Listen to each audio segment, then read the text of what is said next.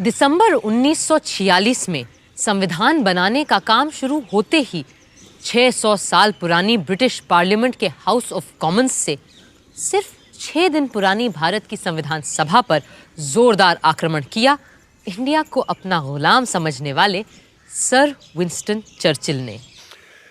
Churchill साहब की हिमाकत देखी आपने मौलाना। हाउस ऑफ कॉमन्स में जनाब फरमाते हैं कि any attempt by the Congress Party to establish Hindu rule on the basis of majority will be fatal to any conception of the unity of India.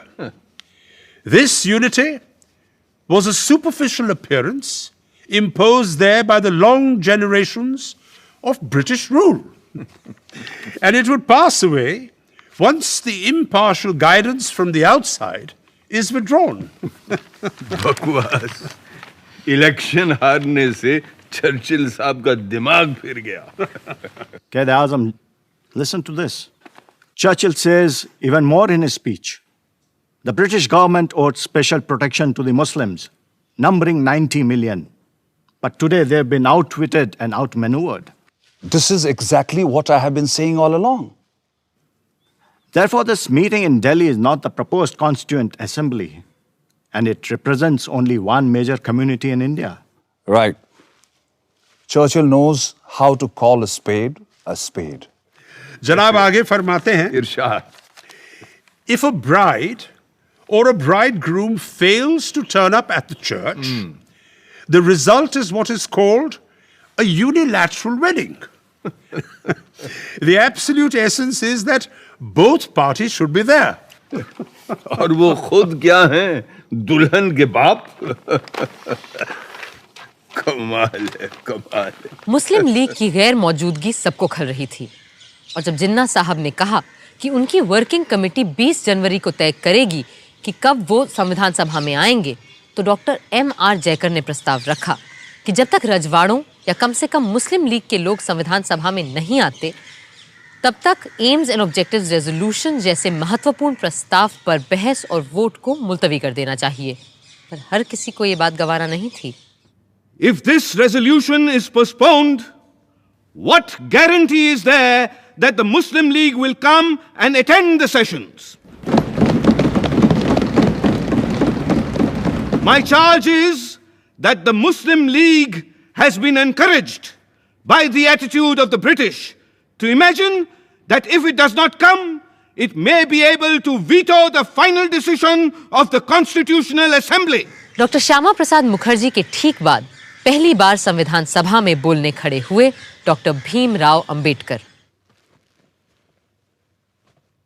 Today, we are divided politically, socially, and economically.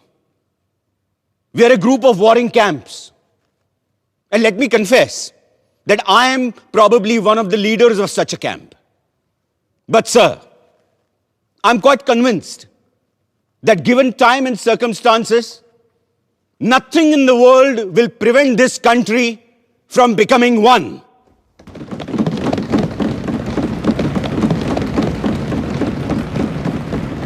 However, I find no reference to the idea of grouping in the objectives resolution. Personally, I do not like the idea of grouping. But I always thought the Congress Party had agreed that if the provinces which are placed under different groups consent to form a union or sub-federation, it would have no objection. Then why is there no mention of this? An omission that is bound to prevent the Muslim League from entering this assembly. I'm not asking you to consider whether you have the right to pass this resolution straight away or not. It may be that you have the right to do so. The question I'm asking is this: is it prudent for you to do so? जिन्ना साहब के इंतजार में AIIMS and objectives resolution का काम 21 जनवरी तक मुलतवी कर दिया गया, पर चर्चिल साहब की बेबुनियाद बातों का फौरन जवाब देना जरूरी था और ये काम किया खुद सभापति डॉक्टर राजेंद्र प्रसाद ने। लंदन के हाउस ऑफ कॉमन्स में अभी पिछले दिसंबर में मिस्टर चर्चिल ने फरमाया कि हमारी ये संविधान सभा भारत के केवल एक धर्म के लोगों की नुमाइंदगी करती है। उन्होंने ये भी कहा कि ये असेंबली सिर्फ हिंदुओं की एक सभा है, और साथ में उन्होंने ये सवाल भी उठा दिया कि whether this meeting of caste Hindus in Delhi can be regarded by the government as the constituent assembly at all. इस किस्म के बयान न सिर्फ तथ्यों के बिल्कुल विपरीत हैं, बल्कि गलत और भ्रामक बातें भी फैलाते हैं। और इसी वजह से मैं ये जरूरी समझता हूं कि आज हम यहां सच को सामने रखें। और सच ये है कि इस प्रिलिमिनरी सेशन में 296 मेंबर्स में से 210 ने इस संविधान सभा में हिस्सा लिया, और इन 210 मेंबरान में से 155 Hindu, 30 scheduled caste, 5 Sikh, 6 Indian Christians, 5 backward tribes के नुमाइंदे, 3 एंग्लो इंडियंस, 3 पारसी, और 80 में से 4 मुसलमान भी शामिल रहे हैं। सबसे बड़ी कमी मुस्लिम लीग के सदस्यों की रही है, और हम सबको इस बात का बेहद अफसोस है। लेकिन जो संख्याएं मैंने गिनाई हैं, उनसे यह साफ जाहिर हो जाता है कि इस असेंबली को सिर्फ एक मेजर कम्युनिटी का नुमाइंदा बताना या सिर्फ हिंदुओं की सभा कहना तथ्यों के साथ सरासर खिलवाड़ है। 20 जनवरी को जिन्ना साहब ने बिना कोई वजह बताए मुस्लिम लीग वर्किंग कमेटी की मीटिंग फिर टाल दी। लिहाजा डॉक्टर जयकर ने ऑब्जेक्टिव्स रेजोल्यूशन को स्थगित करने का अपना अमेंडमेंट वापस ले लिया, और 22 जनवरी को संविधान सभा का पहला और सबसे महत्वपूर्ण प्रस्ताव पास कर दिया गया। जवाब में कायदे आजम जिन्ना ने संविधान सभा में आना तो दूर, पूरी कॉन्स्टिट्यूएंट असेंबली को ही गैर कानूनी और नाजायज करार दे डाला। The working committee of the Muslim League is emphatically of the opinion that elections to and the summoning of the Constituent Assembly, in spite of the strong protest and emphatic objection of Muslim League, were ab initio void, invalid, and illegal, as the major parties had not accepted the statement. And the continuation of the Constituent Assembly and its proceedings and its decisions are ultra-virus, invalid, illegal, and therefore it should be dissolved forthwith. उधर chamber of princess यानी राजे रजवाड़े भी पंडित नेहरू के प्रस्ताव से बहुत घबराए हुए थे। नवाब साहब भोपाल ने राजघरानों की हड़बड़ाहट एक प्रेस कॉन्फ्रेंस में जाहिर की।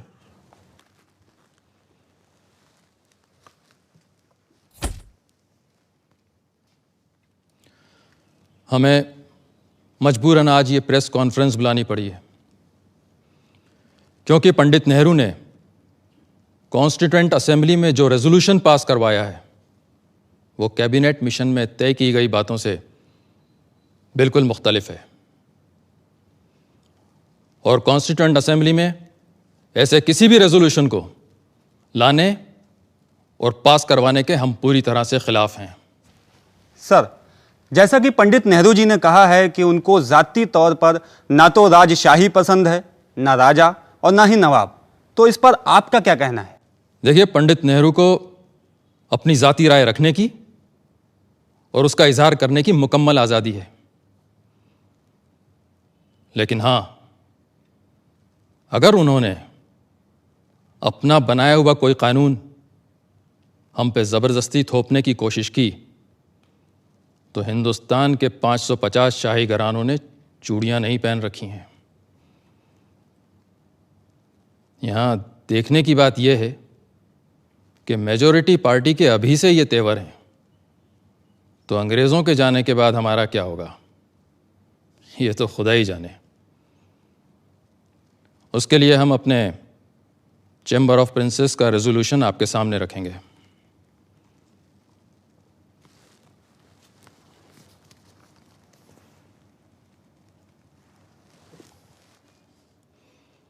The Princess Chamber wants to make it clear in unequivocal terms that there could be no compromise on the monarchical form of government in the Indian state. Some checks and breaks have to be provided against the majority party running amok in the future governance of India. And the chamber demands that there are guarantees and assurances given that territories of the princely states are not interfered with once the British have left. And we will be free to follow our customs and rules as far as the succession is concerned.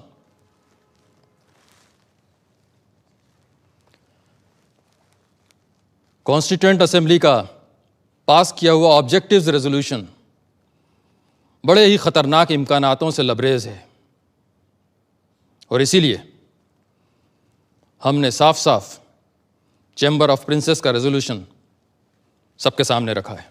सन 47 की शुरुआत में यहाँ हिंदुस्तान में लोग संविधान सभा से तमाम उम्मीदें लगा रहे थे और तरह तरह की मांगें उठा रहे थे, लेकिन वहाँ इंग्लैंड के हाउस ऑफ कॉमन्स में प्रधानमंत्री एटली ने एक महत्वपूर्ण पर नाटकीय घोषणा कर डाली। ये ऑल इंडिया रेडियो है। आज प्राइम मिनिस्टर एटली ने एक बयान में फरमाया कि हिज मैजेस्टीज गवर्नमेंट को बड़े अफसोस से इस बात को स्वीकार करना पड़ा है कि हिंदुस्तान की मुख्तलिफ पार्टियों में अब भी शदीद इख्तिलाफ की वजह से कॉन्स्टिट्यूएंट असेंबली अपना काम ठीक से आगे नहीं बढ़ा पा रही है। इस नाजुक मौके पे गैर यकीनी हालात के होते हुए मुल्क को बड़ा खतरा है। चुनांचे हिज मैजेस्टीज गवर्नमेंट ये वाजे करना चाहती है कि एक ठोस कदम उठाने का उनका इरादा अब टल नहीं सकता और वो हिंदुस्तान की बागडोर हिंदुस्तानी हाथों में सौंपने की तारीख जून 1948 के आगे नहीं बढ़ा सकती और ब्रिटिश इंडिया की बागडोर हिंदुस्तानी हाथों में सौंपने की जिम्मेदारी होगी नए वाइसरॉय एडमिरल वाइकाउंट माउंटबेटन की, ताकि हिंदुस्तान खुद मुख्तारी से आगे चलकर एक खुशहाल और खुशबाश मुल्क बन पाए। असली इम्तिहान तो अब आएगा जवाहर, जब हमें अपनी सरकार बनानी और चलानी पड़ेगी। हम तैयार हैं बापू। सरदार के साथ मिलकर मैंने एक लिस्ट भी तैयार कर ली है। बस हमने अपनी लिस्ट में ऐसे किसी को नहीं रखा है जो हमारी सोच का हिमायती न हो और जो अब तक अंग्रेजों का चाटुकार रहा हो। सरदार, हो सकता है कि कुछ लोगों ने ऐसा किया हो, पर अंग्रेजों की सेवा करके वो हमारे दुश्मन तो नहीं बन जाते हैं ना। वो भी आखिरकार हिंदुस्तानी ही है और अगर अब उन्हें मौका मिलेगा तो वो हिंदुस्तान के लिए भी अपना हुनर दिखाएंगे। ठीक बात है बापू। कैबिनेट के 14 लोग छांटते वक्त हमें और किसी बात को नहीं, सिर्फ हुनर को तरजीह देनी चाहिए। एक और बात का ख्याल रखना होगा आपको। 14 में से 7 लोग ऐसे हों जो कांग्रेस के ना हो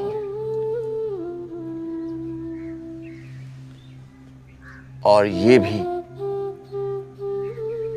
कि आपके मंत्रिमंडल में औरतें हों, मुसलमान हों, पारसी हों, सिख हों और हरिजन हों। बापू, जगजीवन राम जी का भी नाम हमारे फहरिस्त में है। और अंबेडकर, वो मेरा पुराना विरोधी है, पर यह बात भी सच है कि संविधान और कानून के बारे में जितना वो जानता है शायद कोई जानता हो पूरे देश में। और अगर आपने अंबेडकर के ज्ञान और अनुभव का फायदा नहीं उठाया तो नुकसान उसका नहीं हिंदुस्तान का होगा। लॉर्ड माउंटबैटन ने आते ही सारे नेताओं से मुलाकात की। सबसे पहले पंडित नेहरू से, जिन्हें वो पहले से जानते थे। दोनों इस बात पर एक मत थे कि सबसे बड़ी चुनौती होगी जिन्ना साहब की जिद। और हुआ भी यही। जब जिन्ना साहब माउंटबैटन से मिलने पहुंचे, वो अपनी जिद पर अड़े रहे कि उन्हें पूर्व में बंगाल और असम और पश्चिम में पंजाब, सिंध, बलूचिस्तान और नॉर्थ वेस्ट फ्रंटियर प्रोविंस अपने पाकिस्तान के लिए चाहिए। और साथ में चाहिए एक गलियारा जो दिल्ली, रामपुर, लखनऊ और पटना से होते हुए कलकत्ता जाएगा। पर जब माउंटबैटन ने कहा कि कांग्रेस ऐसा गलियारा कतई नहीं बनने देगी और पूरे बंगाल और पंजाब का तो सवाल ही नहीं उठता, तो जिन्ना साहब बोले, better a moth eaten Pakistan than no Pakistan at all. पर बापू अभी भी अपने काठियावाड़ी भाई को समझाने में लगे हुए थे।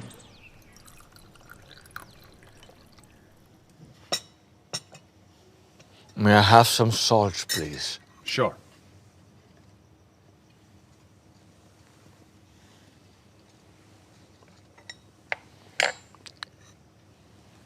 मेरे भाई जिन्ना, I will plead with you 70 times 7 if the need be. But I can never agree to your idea of dividing India.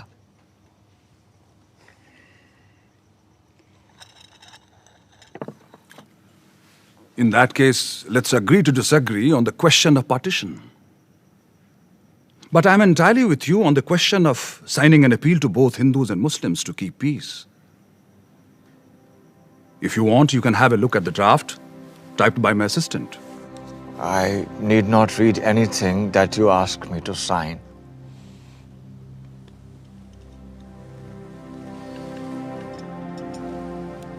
पहले आप।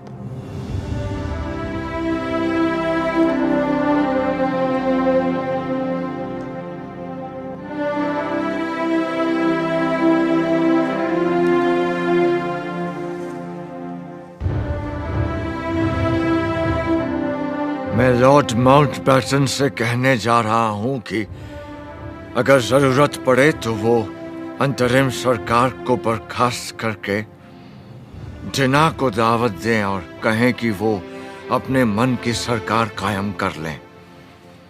बस पाकिस्तान बनाने की मांग छोड़ दें।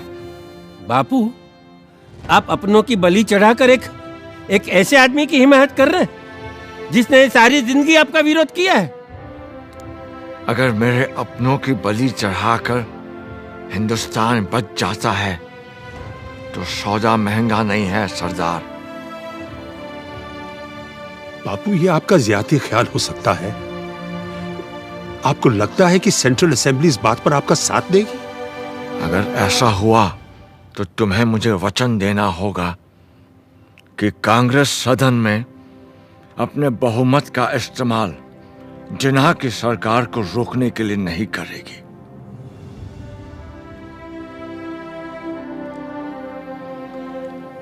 बापू, मैं हमेशा आपकी बड़ी इज्जत करते आया हूं, लेकिन अब आपकी बात मुझे अजीब लग रही है। फर्ज कीजिए हमने जबान दे भी दी, तो आपको क्या लगता है कि जिन्ना साहब एक पल भी कांग्रेस का यकीन करेंगे? और फिर सदन में इतने सारे लोगों को समझाना क्या आसान होगा कि आप सारे के सारे चुपचाप हाथ पर हाथ धरे तमाशा देखते रहो कि कैसे जिन्ना जैसे तानाशाह की मनमर्जी चलती है? ना ना ना, ऐसे पागलपन के स्वांग में हिस्सा लेने के बजाय मैं सभा से इस्तीफा देना पसंद करता हूँ। बापू, लॉर्ड माउंटबैटन खुद जानते हैं कि इन हालात में मुस्लिम लीग को सरकार बनाने देना बिल्कुल फजूल की बात होगी। शायद आप लोग बेहतर समझते हैं। वैसे भी मेरे जैसे बूढ़े का यहाँ क्या काम? मुझे तो बिहार और बंगाल में होना चाहिए। जहां दंगे फिर भड़क रहे हैं, यहां तो आप लोग हैं ही दिल्ली संभालने के लिए।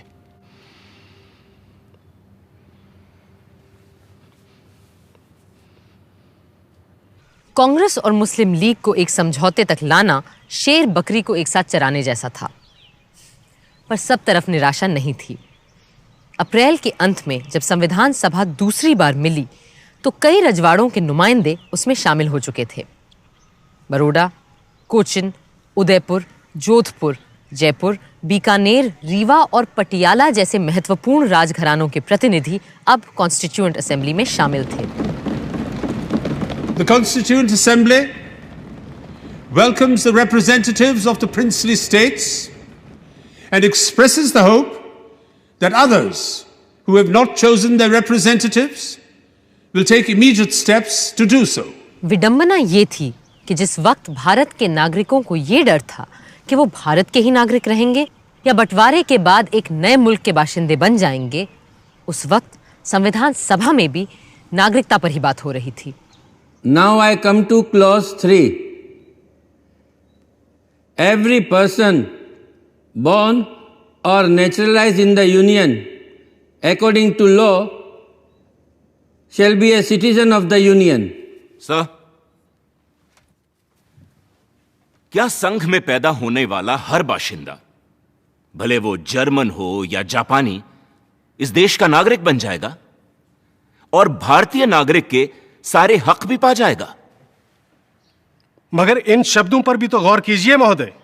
सब्जेक्ट टू ज्यूरिसडिक्शन, यानी विदेशी राजदूतों और डिप्लोमेट्स के यहां पैदा होने वाले बच्चे हमारे नागरिक नहीं बन जाएंगे। पर मान लीजिए कोई जापानी महिला हिंदुस्तान से गुजर रही है और उसको बच्चा हो जाता है, तो क्या होगा? The American Supreme Court says that a casual visitor will not fall in this clause. And what happens to a man who is not passing through but stays for trade or some other purposes? Sir, मेरा प्रस्ताव है कि हम इस close को फिलहाल postpone कर दें और कल इस पर चर्चा करें। For the time being, let us accept the general principle. We need not manufacture a law of nationality overnight before 11 o'clock tomorrow morning. I will request lawyers and jurists who are members of this house to pay attention to this clause, and a committee of 3 lawyers is formed. Sir, I suggest that in addition to 3 lawyers, 1 man of common sense should also be added. And I do not exclude lawyers from the category of people of common sense. हंसी के ठहाके तो लग रहे थे, मगर स्थिति बहुत गंभीर होती जा रही थी। जिन्ना साहब अपनी जिद पूरी करके ही दम लेंगे, ये उन्होंने ठान लिया था। Division of the armed forces, division of the staff of central civil departments, railways, post and telegraphs, public works, income tax, customs, central excise, power. The list goes on. Divorce of 400 million people in just 10 weeks is an impossible task, Quaid-e-Azam. It will at least take a year, and that too if Allah is with us. I do not have that much of time. Pakistan will have to come into existence before these congressmen poison the mind of Mountbatten, who has dreams of becoming the Governor General of Pakistan. And that will never be. Actually, Jawaharlal is the problem. He told the Viceroy there will be no division of any assets, as some parts are just seceding from the entity called India. And the seceding parts will have to build up their own assets, administrative records, and machinery. Secession. Secession, my foot. It is not a question of secession.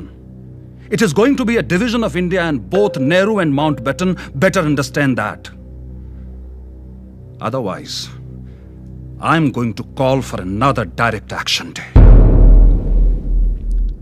ऐसे में जब viceroy Mountbatten ने हिंदुस्तान के बंटवारे की तजवीज़ सामने रखी, तो कई लोग सोचने लगे कि जहर पूरे देश में फैल जाए, इससे बेहतर यही होगा कि शरीर का बीमार भाग काटकर अलग कर दिया जाए। इस माहौल में कांग्रेस कार्यकारिणी की बैठक हुई। आप सब ने लॉर्ड माउंटबैटन की तजवीज सुनी है, कैसे वो हिंदुस्तान के कुछ इलाकों को खुद मुख्तारी का हक देना चाहते हैं। इससे एक तरफ जहां भारत के कट जाने का डर है, वहां दूसरी तरफ आजादी की उम्मीद नजर आती है। इसलिए हमने फैसला किया है कि इस प्रस्ताव को हम मंजूर कर लें। कांग्रेस पहले तो मुस्लिम लीग को ढील देती चली गई कि शायद अब वो संविधान सभा में आ जाएंगे, पर इससे हमें मिला क्या? दंगे, लूटमार, आगजनी। हमें अहिंसा और स्वराज के अपने सिद्धांत को सामने रखकर ही कोई फैसला करना चाहिए था, पर अब तो एकमात्र लोकतांत्रिक तरीका यही बचा है कि हम माउंटबैटन के प्रस्ताव को अपनी मंजूरी दे दें। मुझे नहीं लगता कि हमारा यह फैसला सही है, मगर शायद हमारे पास और कोई चारा ही नहीं है। बदकिस्मती से इस वक्त हमारे सामने दो रास्ते हैं, एक तरफ कत्ल व गालत और दूसरी तरफ लीग की जिद के आगे झुकना। लेकिन मुझे पूरा यकीन है कि ये लकीर लोगों के दिलों की नहीं, सिर्फ नक्शे की तकसीम कर रही है। और इंशाअल्लाह ये जो बंटवारा है ये चंद ही दिनों की बात है और जल्द ही हम फिर से एक हो जाएंगे। भारतीय राष्ट्रीय कांग्रेस ने सदा भारतवासियों की बात उठाई है, कभी हिंदू या मुसलमान की नहीं, जैसा हम आज कर रहे हैं। हमने हमेशा अक्षुण्णता और अखंडता की बात की है, और यदि आज हमने इस प्रस्ताव को स्वीकार कर लिया तो एक समरस भारत का हमारा सपना चूर चूर हो जाएगा। और जहां तक मेरा प्रश्न है, मुझे अंग्रेजों की गुलामी तो स्वीकार है, लेकिन देश का बंटवारा मुझे किसी कीमत पर स्वीकार नहीं। आज भारत के सामने अपनी आजादी का एक अवसर आया है। इस अवसर को क्या हम हाथ से चले जाने देंगे? ये कहना सही नहीं है कि पहले अंग्रेजों को चले जाने दो, फिर हम सब कुछ ठीक कर लेंगे, संभाल लेंगे। अरे कैसे हल करेंगे हम सारे सवाल? क्या हाल होगा उनके चले जाने के बाद? ये कभी किसी ने सोचा है? मेरी बात शायद कुछ लोगों को अच्छी न लगे, लेकिन कभी कभी पूरे शरीर में रोग फैल जाने देने से अच्छा होता है अपने बीमार अंग को काट कर फेंक दे, अलग कर दे शरीर से।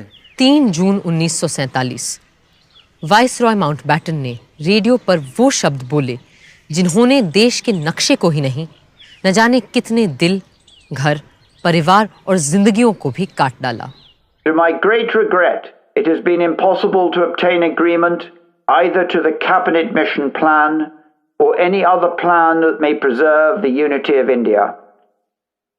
But there can be no question of coercing of any large area in which one community has a majority to live against their will under a government in which another community has a majority. And the only alternative to coercion is partition. Partition of India, partition of Punjab and Bengal. 3 जून की घोषणा ने पूरे देश में एक खलबली मचा दी थी। हर तरफ से हिंसा और तनाव की खबरें आ रही थीं, पर संविधान सभा को तो अपना काम करना था। 14 जुलाई को जब सभा दोबारा मिली तो खुशी की बात यह थी कि मुस्लिम लीग के लोग भी उसमें मौजूद थे। हाँ, भारत के सिर्फ उन हिस्सों से जो बंटवारे में नए मुल्क पाकिस्तान के साथ नहीं जा रहे थे। Members who have not yet presented their credentials will now do so and sign the register. Haji Abdul Sattar Ishaq Said from Madras. Sir, I would like to raise a point of order. Does the honorable member, Mr. Haji Abdul Sattar, still subscribe to the two-nation theory? This is not a point of order. It is a question of the right of the member elected to the Constituent Assembly, and I cannot prevent any elected member from signing the register. You may go ahead, please. Further on the list, B. Pokar Sahab Bahadur, Madras. Mahmood Ali Beg Sahib Bahadur Madras, Maulvi Syed Mohammad Saadullah Assam, Dr. B.R. Ambedkar Bombay. Doctor Ambedkar को दोबारा इस बार बॉम्बे से चुनकर आना पड़ा क्योंकि बंटवारे में उनकी सीट पूर्वी पाकिस्तान जा चुकी थी। हाँ, फायदा हुआ तो सिर्फ इतना कि 552 में से ज्यादातर रजवाड़े अब भारत का हिस्सा बनना मंजूर कर चुके थे।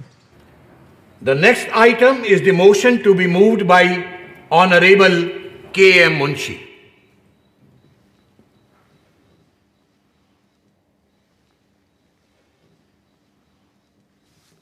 महोदय, इस सप्ताह के अंत तक ब्रिटिश पार्लियामेंट भारत की आजादी का लेजिस्लेशन पारित कर चुकी होगी और 15 अगस्त 1947 को हमें स्वतंत्रता मिल जाएगी। वो स्वतंत्रता जिसका हमें सदियों से इंतजार था। हमारे देश में अब एक तरह की समानता आ गई है, हालांकि स्वयं देश की सीमाएं सिकुड़ गई हैं। अब हम एक आजाद और सशक्त भारत के उद्देश्य की ओर पूरे जोश और उल्लास से आगे बढ़ सकेंगे।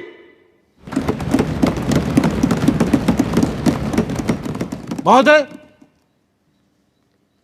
हमारे दरमियान मुस्लिम लीग के नुमाइंदे भी उपस्थित हैं।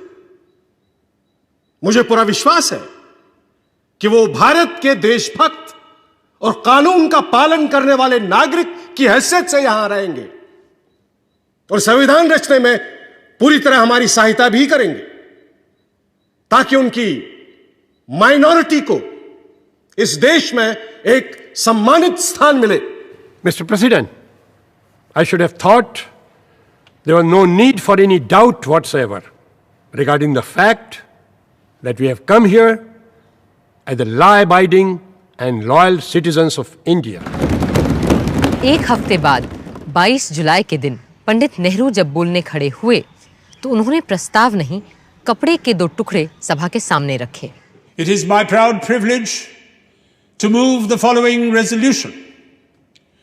Resolve that the national flag of India will be horizontal tricolor of deep saffron, white and dark green in equal proportions. In the center of the white band, there shall be a wheel in navy blue to represent the charkha. The design of the wheel shall be that of the chakra, which appears on the abacus of the Sarnath lion capital of Ashoka. I remember the ups and downs of our great struggle for freedom and how this flag gave us the courage to go on.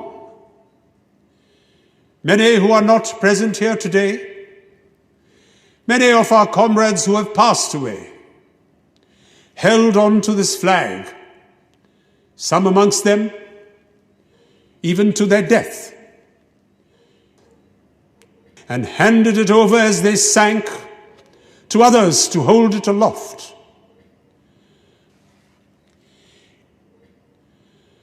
So, in this simple form of words, there is much more than will be clear on the surface. There is the struggle of the people for freedom, with all its ups and downs, and trials and disasters.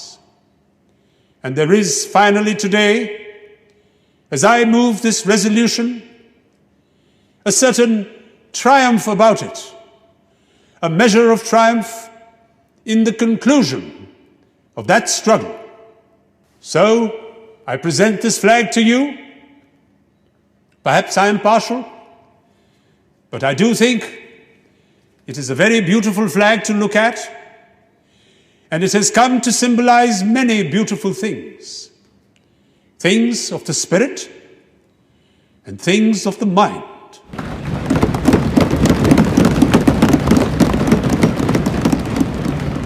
I now present to you not only the resolution, but the flag itself.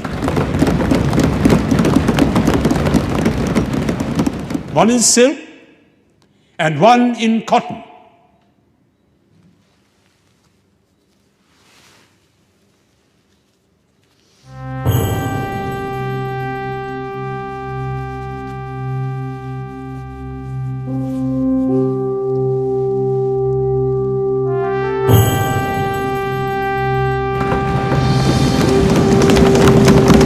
Bharat माता की जय! भारत माता की जय!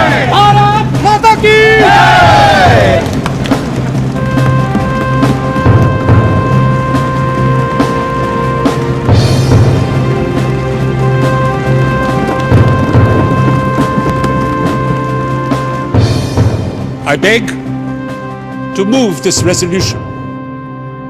Mr. President, my amendment is that inside the chakra, in the white band, the swastika, the ancient Indian symbol of Shantam Shivam Sundaram, be inscribed.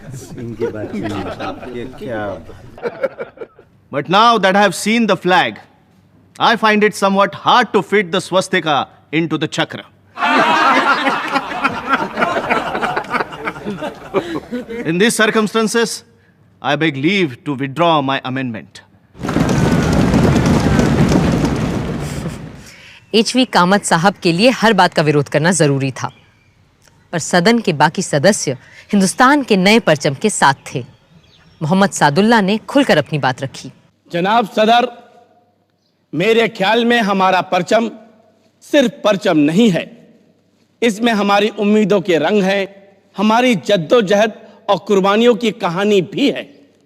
हमारे मजहब इस्लाम में यही हिदायत दी गई है और मुस्लिम लीग की हाई कमांड और कायदे आजम का भी यही मानना है कि जो इंसान जहां रहे वहां की सरकार और आइन का वफादार रहे।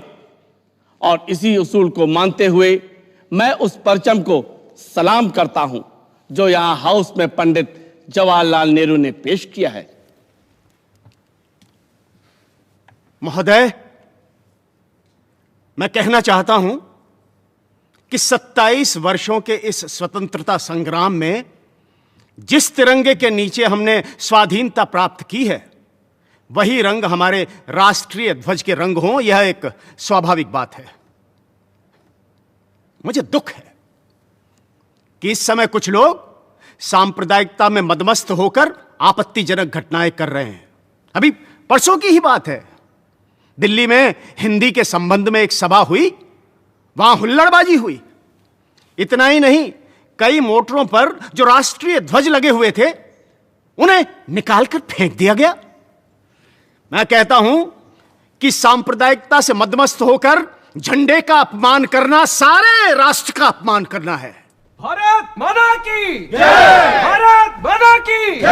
भारत माता की जय! संविधान सभा का अगला यानी 5वां सत्र शुरू होना था एक बहुत ही ऐतिहासिक दिन, 15 अगस्त 1947। 14 अगस्त की शाम से ही सदन की कार्यवाही शुरू हो गई थी, उस घड़ी के इंतजार में जिसका हर हिंदुस्तानी को जाने कब से इंतजार था। वंदे मातरम, वंदे मातरम, सुजलाम सुफलाम मलयज शीतलाम सस्य श्यामलां मातरं वन्दे मातरं। शुभ्रज्योत्स्ना पुलकितयामिनीं फुल्लकुसुमित द्रुमदलशोभिनीं सुहासिनीं सुमधुरभाषिणीं सुखदां वरदां मातरं वन्दे मातरं वन्दे मातरं।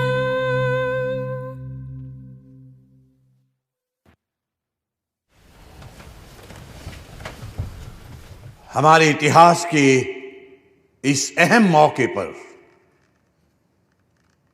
जब आज वर्षों के संघर्ष और जद्दोजहद के बाद हम अपने देश के शासन की बागडोर अपने हाथों में लेने जा रहे हैं, हमें उस परम पिता परमात्मा को याद करना चाहिए जो मनुष्यों और देशों के भाग्य को बनाता है।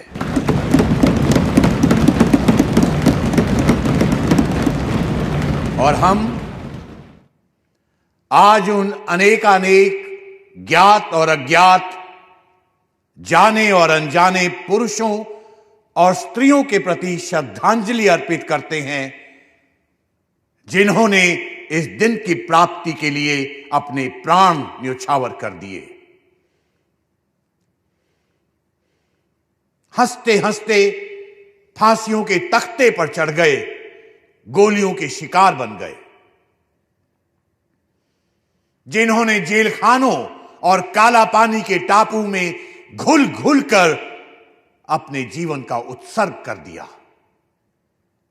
जिन्होंने बिना संकोच माता पिता, स्त्री संतान, भाई बहन और यहां तक कि अपने देश को भी छोड़ दिया। अपना धन, जान सबका बलिदान कर दिया। आज ये उनके त्याग और तपस्या का ही फल है कि हम इस दिन को देख पा रहे हैं।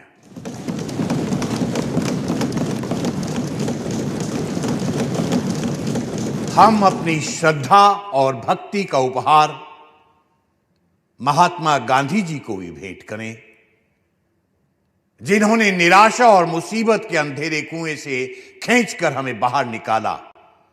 हमारे दिलों में ऐसी जिंदगी फूंकी कि हम में अपने जन्म सिद्ध अधिकार, स्वराज के लिए दावा पेश करने की हिम्मत और ताकत आई। जिन्होंने हमारे हाथों में सत्य और अहिंसा का एक ऐसा अचूक अस्त्र दिया कि जिसके जरिए बिना हथियार उठाए स्वराज का अनमोल रत्न हमने हासिल कर लिया।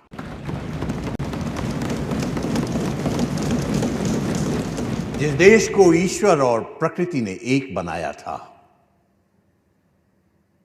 आज उसके दो टुकड़े हो गए हैं।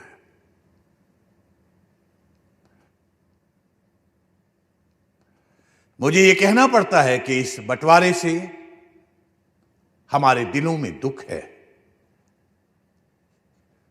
मगर इसके बावजूद हम आपकी और अपनी तरफ से पाकिस्तान के लोगों को अपनी नेक नियति, उनकी तरक्की और कामयाबी के लिए अपनी सदिच्छा और सद्भावना प्रकट करना चाहते हैं।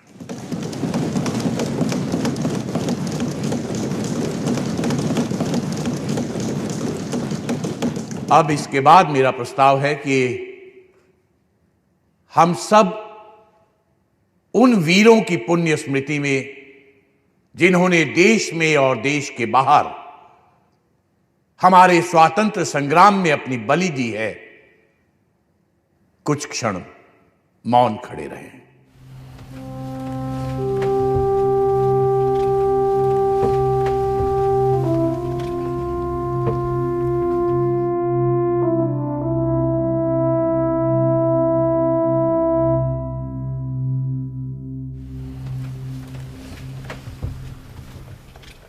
अब पंडित जवाहरलाल नेहरू अपना प्रस्ताव प्रस्तुत करेंगे।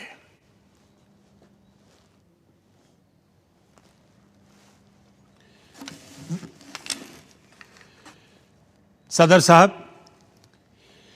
कई साल हुए जबकि हमने किस्मत से एक बाजी लगाई थी, एक इकरार किया था, प्रतिज्ञा की थी। अब वक्त आया है कि हम इसे पूरा करें।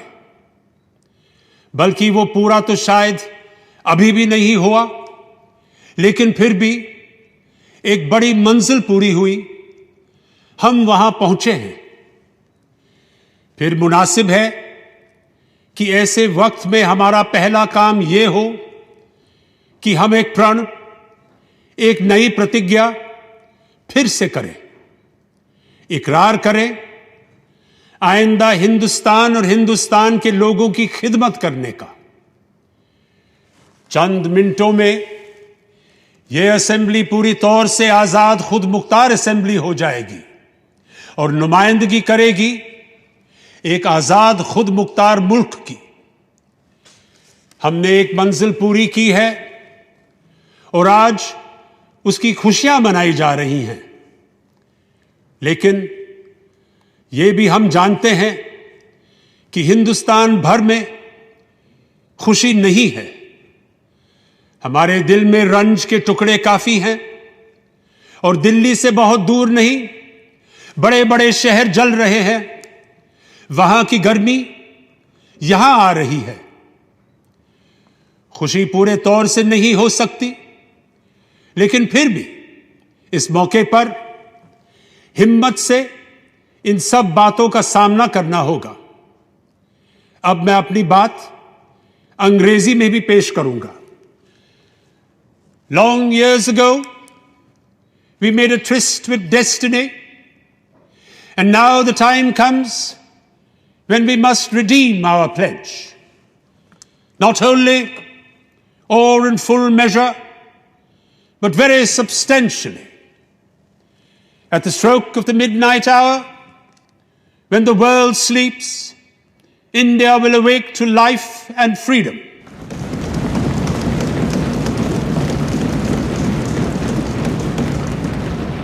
A moment comes, which comes but rarely in history, when we step out from the old to the new, when an age ends, and when the soul of a nation long suppressed finds utterance.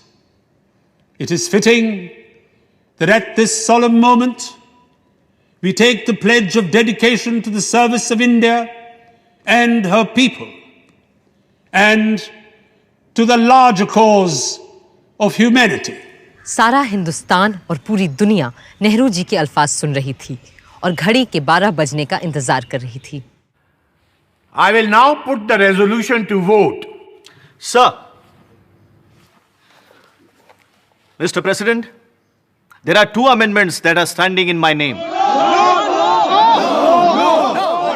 No! But since the 0 hour is fast approaching, I do not propose to move my amendments. Thank you. Thank you. I will now put the resolution to vote. The members will please express their assent by saying aye. Aye.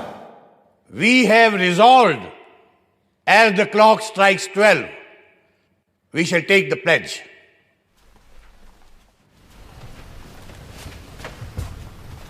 It is just half a minute to 12. I am expecting the clock to strike 12.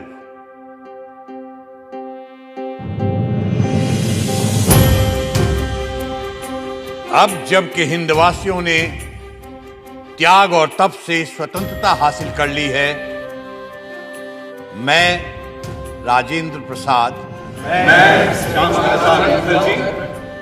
जो इस विधान परिषद का एक सदस्य हूं, शपथ लेने के बाद राष्ट्रीय ध्वज सबके सामने पेश किया गया। Shrimati Hansa Mehta will now present the national flag on behalf of the women of India.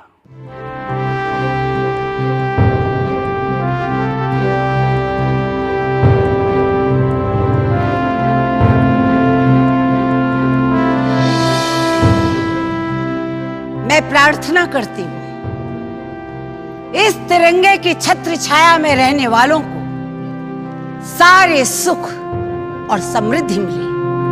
जय हिंद, जय हिंद, जय हिंद, जय हिंद, जय हिंद, जय हिंद। साथ ही श्रीमती सुचेता कृपलानी ने अल्लामा इकबाल का लिखा कौमी तराना गाया, सारे जहां से अच्छा हिंदोस्तां हमारा। और फिर संविधान सभा में पहली बार वो स्वर गूंजे जो आज भी हर हिंदुस्तानी के रोंगटे खड़े कर देते हैं और सीने चौड़े। जनगण मन अधिनायक जय हे भारत भाग्य विधाता, पंजाब सिंध गुजरात मराठा द्राविड़ उत्कल बंगा, विंध्य हिमाचल यमुना गंगा उच्चल जलधि तरंगा। शुभ नामे जागे तब शुभ आशीष मांगे गाहे तब जय गाथा जन गण मंगलदायक जय हे भारत भाग्य विधाता जय हे जय हे जय हे जय जय जय जय हे। आजाद देश की नई सुबह के स्वागत को सभी जाने माने लोग राजधानी दिल्ली में मौजूद थे, सिर्फ एक इंसान को छोड़कर, महात्मा गांधी, जो वहां से दूर कलकत्ता में थे, जहां वो बंगाल के मुस्लिम लीगी प्रधानमंत्री एच.एस. सोहरावर्दी के साथ मिलकर हिंदू मुस्लिम दंगे रोकने में लगे हुए थे।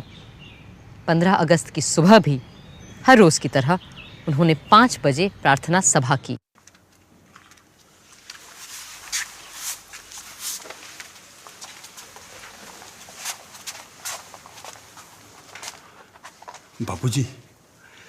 बापूजी, आज से हम आजाद हैं।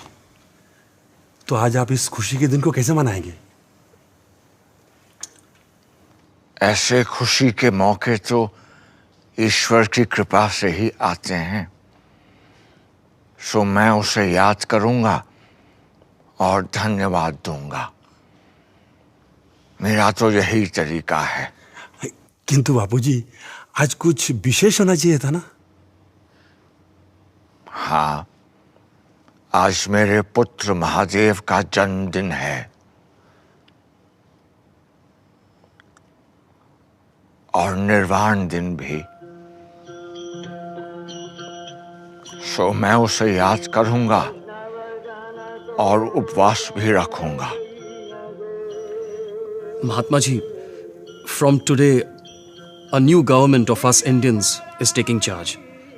What will be your advice to us?